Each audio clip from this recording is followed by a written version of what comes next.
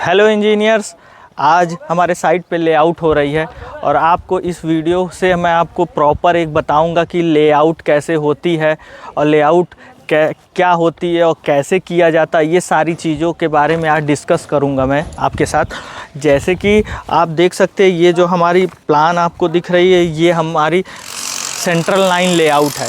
अब central line layout जो रहती है हमारी इस तरीके से होती है और इसमें कॉलम की प्लेसमेंट बताई जाती है कि किस किस जगह पे है, उसका आउटर मेजरमेंट दिखाया जाता है। जैसे कि आप कैड अगर जानते होंगे तो लेआउट बनाना सीख जाएंगे, प्रॉपर वीडियोस देख के आप देख लीजिएगा कि कैसे बनता है। और आपको प्रैक्टिकली नॉलेज मैं देता हूँ आखिर साइट पे कैसे सेंट्रल लाइन लेआउट की जाती है।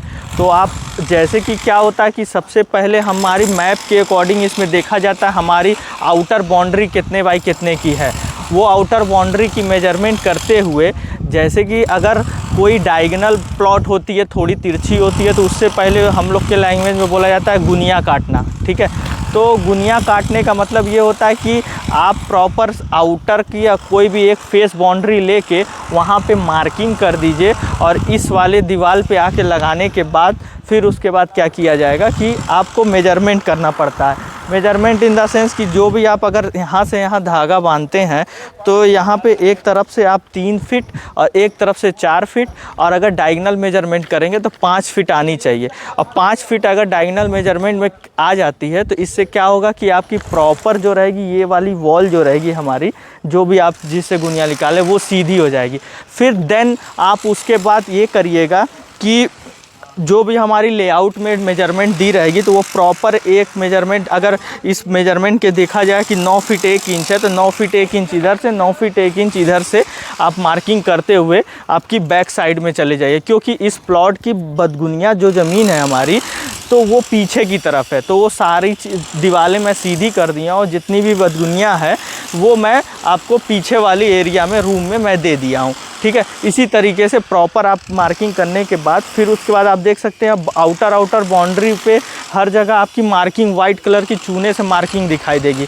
तो वो लेआउट के अकॉर्डिंग मार्किंग कर दिया गया है। फिर उसके बाद हम लोग धागा बांधने के बाद फिर उसके बाद क्या किया जा रहा है कि जहाँ जहाँ हमारी कॉलम की प्लेसमेंट है वहाँ हम लोग चूना डाल के फिर उसके बाद वो मार्किंग कर दी जा रही है कि यहाँ पे फुटिंग की कास्टिंग होगी।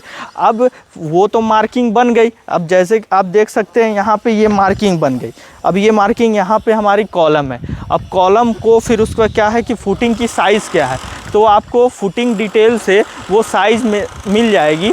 फिर उसके बाद आप फिर आप उसको गड्ढा के लिए, मतलब एक्सकवेशन बोला जाता है उसको इंग्लिश में, तो एक्सकवेशन के लिए आप उस साइज़ को मेंशन करेंगे और जो भी हमारी फुटिंग की साइज़ दी गई रहेगी उससे 6 इंच ज़्यादा ही एक्सकवेशन करिएगा। उससे क्या होता है कि प्रॉपर एक तरीके का मट्टी जो हमारी होती है वो हमारी फुटिंग के अंदर नहीं आती है।